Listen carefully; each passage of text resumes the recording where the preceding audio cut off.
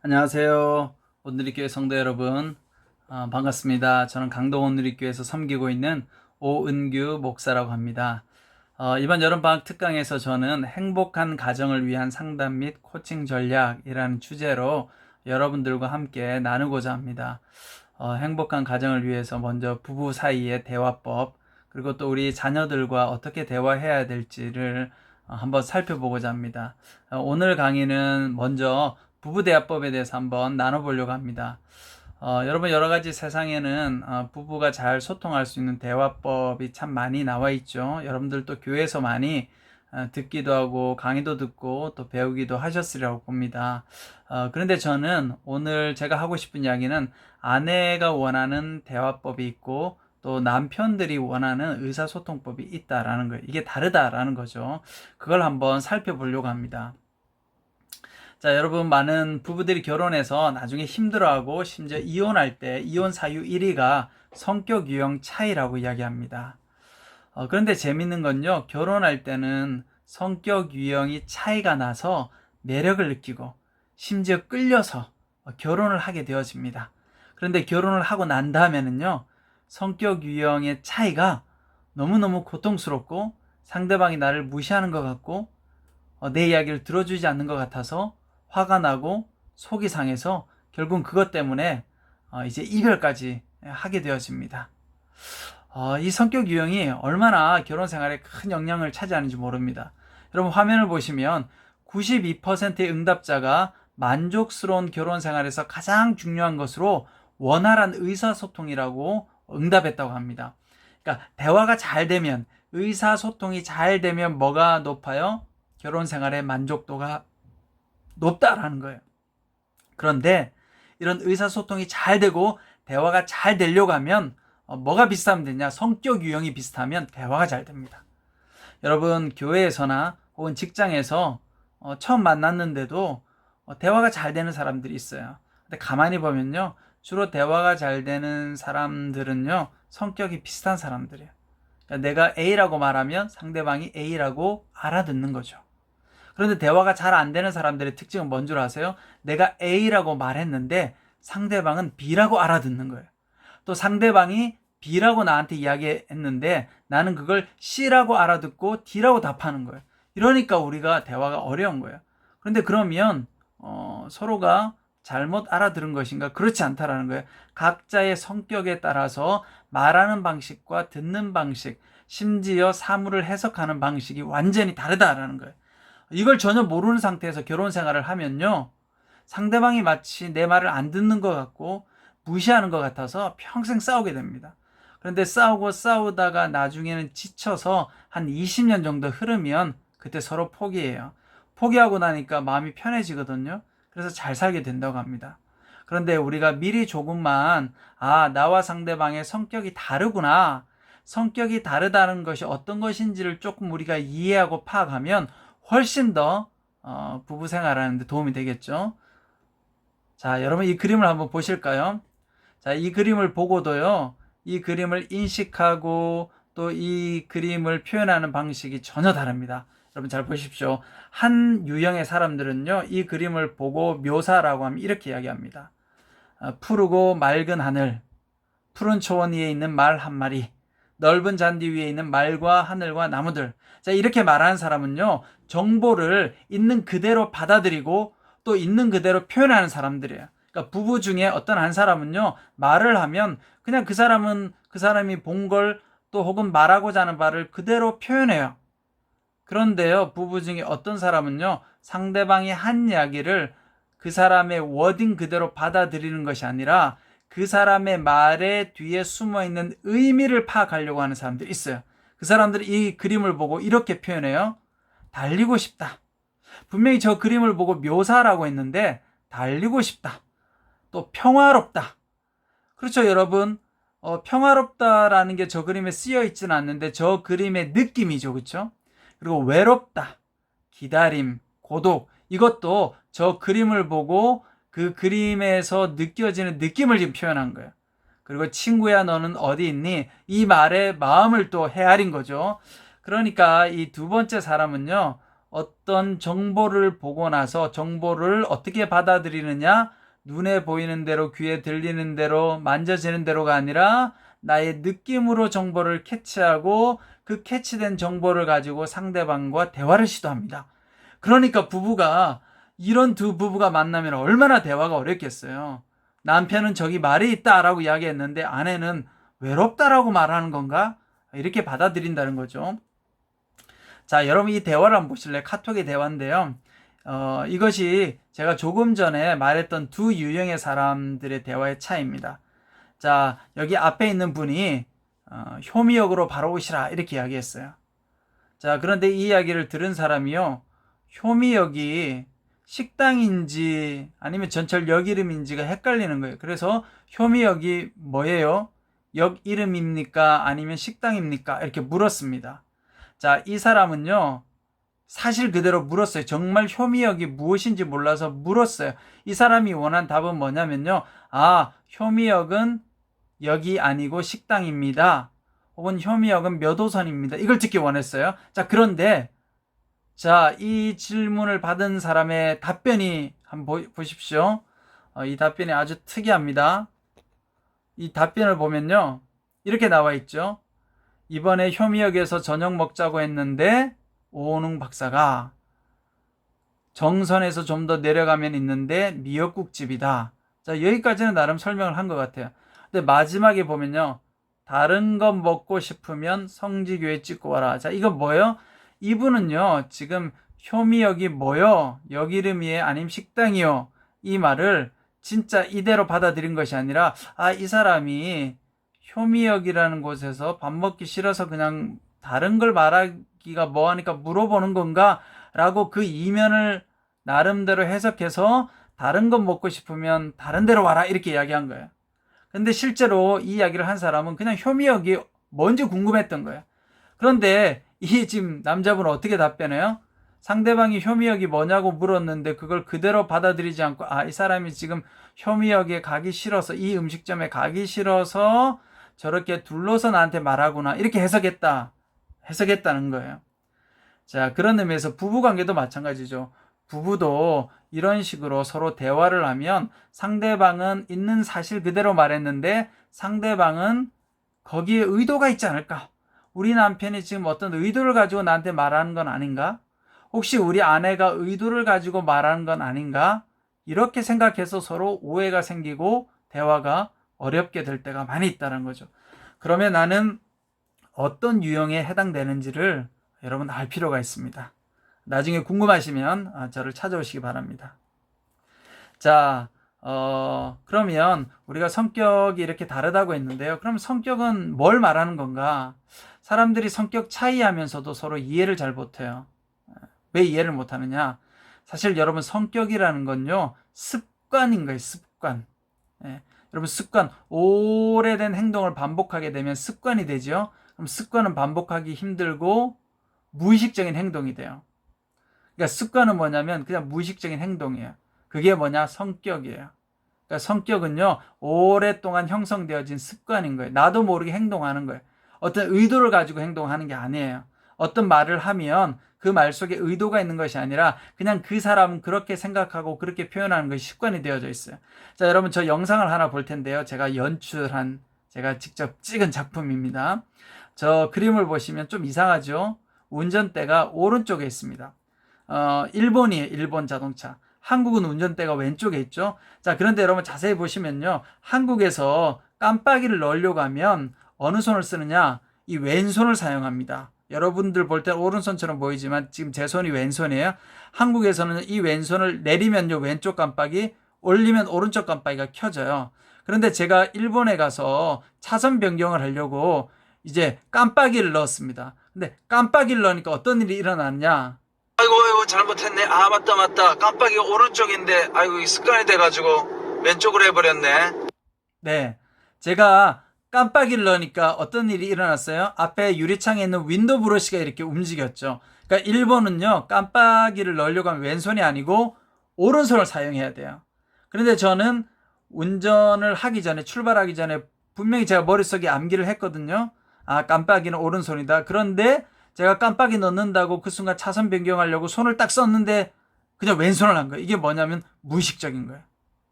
그러니까 결혼 생활은 뭐냐면요. 이런 무의식적인 행동을 부부간에 서로 주고받는 거예요. 그러니까 상대방이 아니 너 왜 오른손 쓰기로 하고 왼손 써?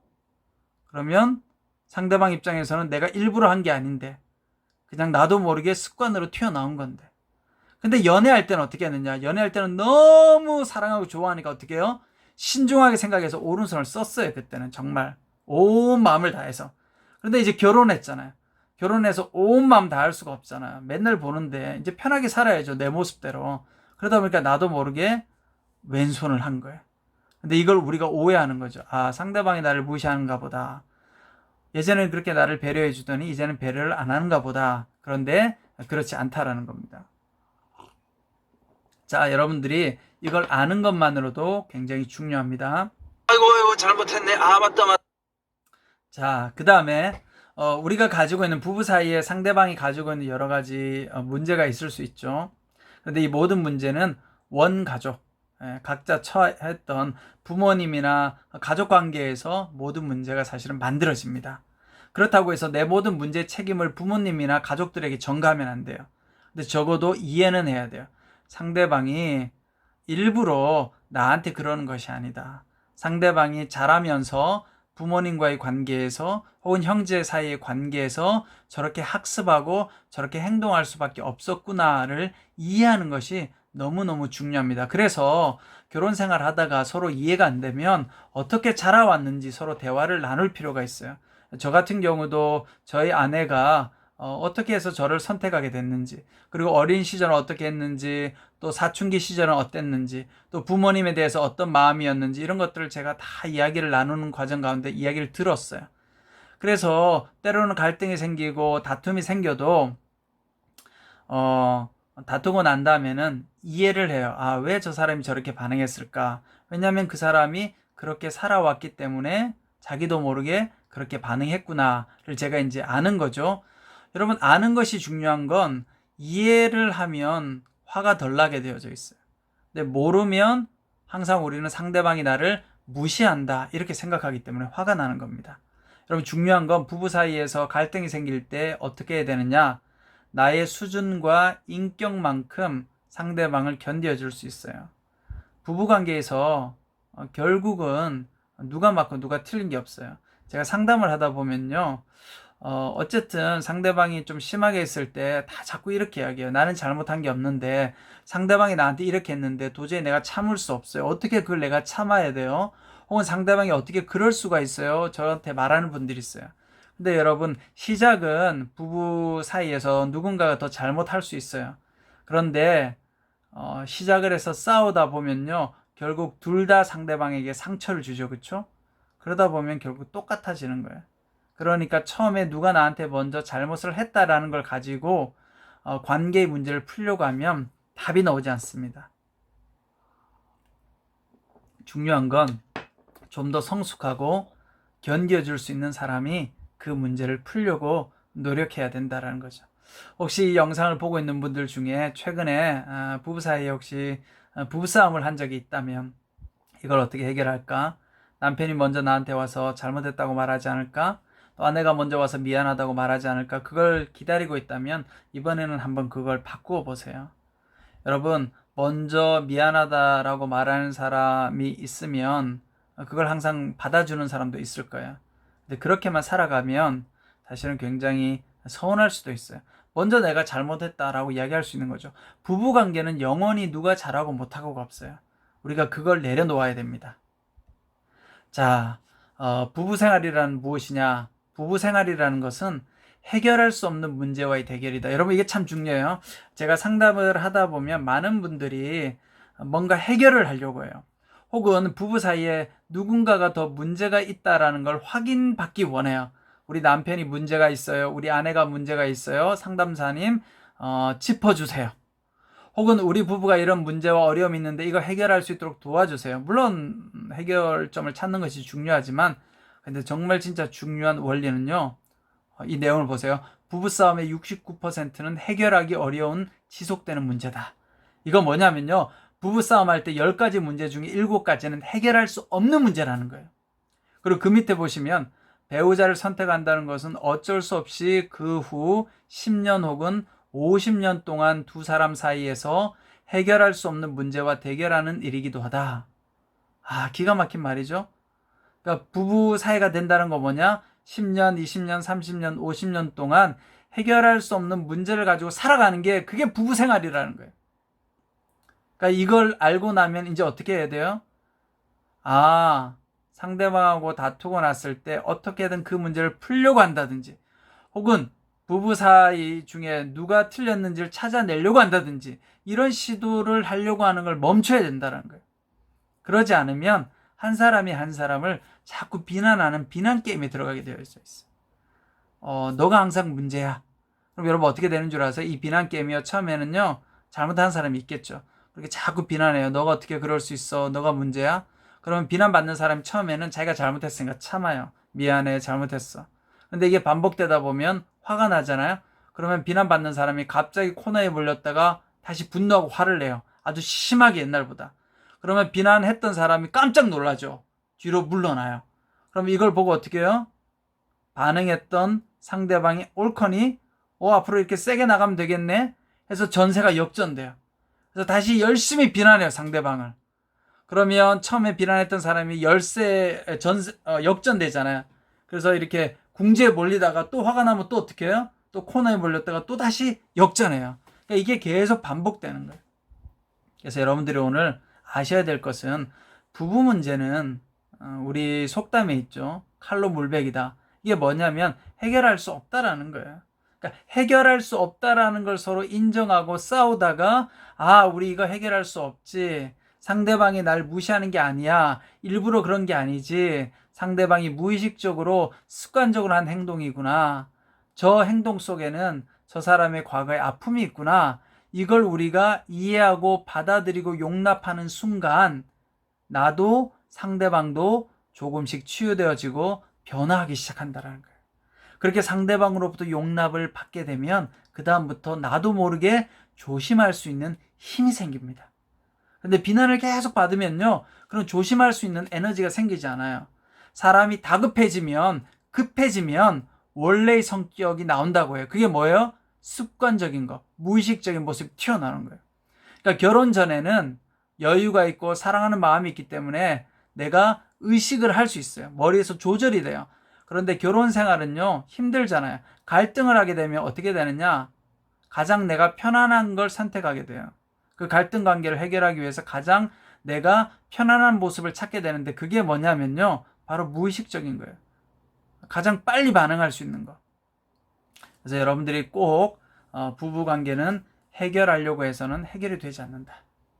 상대방을 이해해 나갈 때 조금씩 문제가 해결되어질 수 있다. 이걸 명심하는 게 좋을 것 같습니다.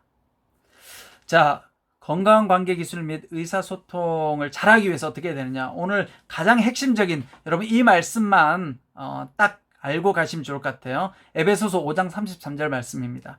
그러나 너희도 각각 자기 아내 사랑하기를 자신같이 하고 아내도 자기 남편을 존경하라. 자, 여러분 여기서 아주 중요한 부부관계의 가장 중요한 원리가 나와 있어요. 성경에서 나와 있는 이 원리가요, 우리 심리학자들이 연구한 그 남자와 여자의 심리를 너무나 잘 보여주고 있습니다. 뭐냐면 여성분들은 남성에게 사랑받기를 원한다는 거예요. 오늘 말씀해 보면 각각 자기의 아내 사랑하기를 자신같이 하고, 그러니까 남편들에게 아내를 사랑하라고 말하고 있습니다. 여성들은 사랑을 원해요. 반대로 남편들은요, 존경받기를 원해요. 그래서 아내들에게 이야기하죠. 아내도 자기 남편을 존경하라. 여러분, 남편이 원하는 사랑의 언어는 존경입니다. 남성들은요, 능력에 대한 평가에 예민해요. 그러니까 남성들은 결혼하고 나서 아내에게 감성적인, 관계적인 사랑을 받고 싶은 것이 아니라 자신의 능력, 남성으로서 자신의 역량에 대해서 존경받고 칭찬받기를 원합니다. 이 남성의 존중받고자 하는 요 부분을 건드려야 남성들이 우리 여성들의 말에 반응해요. 반대로 남성들은 여성들을 사랑해야 돼요. 여성들은 사랑을 원해요. 근데 남성들이 보통 어떻게 하는 줄 아세요? 여성들을 사랑하는 방법이 능력을 보여줘요. 예를 든다면 우리 여자분들이 원하는 뭐 예를 들어 돈을 많이 벌어준다든지, 물론 뭐 요걸 더 좋아할 수도 있겠죠. 또 뭐 여성들이 액세서리를 좋아하면 뭐 예를 들어서 아주 비싼 반지를 사준다든지, 혹은 1년에 한 번 정도 아주 멋진 휴가를 떠난다든지, 그러니까 남자들은 뭔가 역량과 관련된 걸 여자분들에게 해주면 여자분들이 좋아할 거라고 생각해요.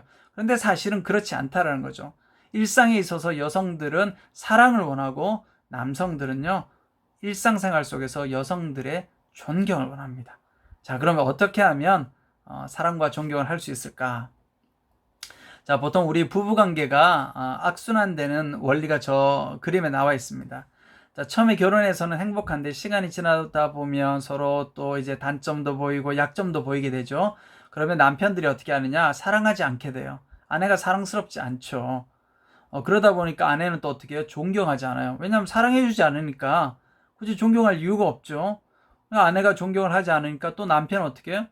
사랑하고 싶지 않은 거예요. 그래서 일부러 사랑해주지 않고 집에 늦게 들어가요. 그러니까 아내는 또 화가 나니까 어떻게 해요? 존경하지 않죠. 이렇게 부부관계가 저 그림처럼 악순환을 가지게 되었습니다. 그럼 이걸 어떻게 하면 바꿀 수 있을까요? 힘이 되는 선순환 구조로 만들어야 되죠. 보통 이제 선순환은 이렇게 돌아와요. 남편이 아내를 먼저 사랑합니다. 그러면 아내가 남편을 존경하게 되죠. 그러면 아내가 남편을 존경하게 되면 또 남편은 아내를 사랑하게 됩니다. 그러다 보면 이게 선순환 구조가 되죠. 자, 이렇게 하십시오. 그러면 많은 부부들이 뭐라고 이야기하느냐? 이렇게 이야기해요. 아니, 사랑스럽지 않은데 어떻게 사랑할 수 있습니까? 또 여자분들은 아니, 저 남편이 존경스럽지 않은데 내가 어떻게 존경할 수 있습니까? 이렇게 이야기합니다. 그럼 이거 어떻게 해야 될까요? 자, 이 다음 그림을 보시면 보상을 받는 선순환 구조. 자, 일단은 우리 남편들이 아내를 사랑할 때는 어떻게 해야 되느냐? 존경과 상관없이 사랑하라는 거예요. 아내가 좀 나를 존경하지 않는 것 같고, 또 부부싸움하고 난 다음에 아침에는 또 예를 들어 밥을 차려주지 않는다든지, 뭐 이런 것들이 여성들이 하는 무기잖아요. 그렇게 아내가 나를 존경하지 않는 것 같을지라도, 또 평소에 나에게 말을 함부로 하는 것 같을지라도, 옆집 남편하고 비교하는 것 같을지라도 어떻게 하면 되느냐? 우리 남편들은 아내를 사랑하는 거예요. 그렇게 아내를 사랑하면 아내들은 어떻게 해요? 사랑을 받잖아요. 그러면 이 아내들은 남편을 존경하게 되어져 있어요. 그러면 아내가 존경하면 남편은 아내를 또 사랑하게 되겠죠. 거꾸로 또 여성들은 어떻게 되느냐? 여성들은 남편의 사랑과 관계없이 남편을 존중하는 거예요. 예, 아내가 남편을 존중해주면요, 남편이 아내를 사랑합니다. 그래서 여기서 중요한 건 존중할 만해서 존중하는 게 아니에요. 그럼 이게 성경의 원리예요. 성경은요, 무조건이에요. 예수님도 조건 없이 우리를 사랑하고 구원하셨잖아요. 마찬가지입니다. 남편들도 조건 없이 아내를 사랑해 주는 거예요. 그리고 아내들은 조건 없이 남편을 또 존중해 주는 거예요. 존중할 만한 거리가 안 보여도 존중해 주는 거예요. 그러면 서로가 어떻게 해요? 서로 보상을 받았잖아요. 그러면 다시 선순환 구조가 됩니다. 여러분, 부부관계가 행복하려고 하면 부부의 저금 통장에 저축을 많이 해야 된다고요. 이게 무슨 말이냐면 돈을 저축하는 것이 아니라 서로가 서로에게 보상을 많이 주는 저축을 많이 해야 된다. 남편이 아내에게 사랑을 많이 줘놓으면 나중에 남편이 좀 실수를 해도 어떻게 아내의 머릿속에, 기억 속에 남편이 나를 정말 많이 사랑해 준 게 있잖아요, 경험이. 그래서 아내가 용서를 해줘요. 내가 이번엔 용서해줘. 그래도 예전에 나한테 참 잘해줬는데, 이 기억이 있는 거예요. 그런데 이제 계속 남편이 실수하면 어떻게 해요? 그 저축해 놓은 걸 까먹게 되어지죠. 그래서 나중에 저축해 놓은 게 바닥나면 그 부부관계는 위기가 옵니다. 거꾸로 마찬가지예요. 아내도 마찬가지입니다. 남편을 평소에 존중해주고 존경해주고 사랑해주고 잘해주면 남편의 마음속에 아내가 자신을 존중했다는 게 저축이 되어져 있어요. 그래서 남편이 속상하고 화가 날 때도 어떻게 참을 수 있죠. 우리 아내가 나한테 참 잘해줬는데, 그런 의미에서 오늘 이 영상을 보시는 우리 부부들, 남편이 나한테 사랑해주면 내가 존중할 거야. 혹은 남편들은 아내가 나를 존경하면 사랑해 줄 거야. 이런 마음을 가지고 있다면요, 우리 그리스도인이라면 그것과 상관없이 여러분들이 먼저 한번 시작해 보시기 바랍니다. 그렇게 여러분들이 먼저 사랑을 베풀고 또 먼저 존경하게 되면 부부 관계가 달라질 것입니다. 오늘 1강의 1편은 여기서 마치고 곧 이어서 또 연속해서 2편을 진행하도록 하겠습니다. 여러분 감사합니다.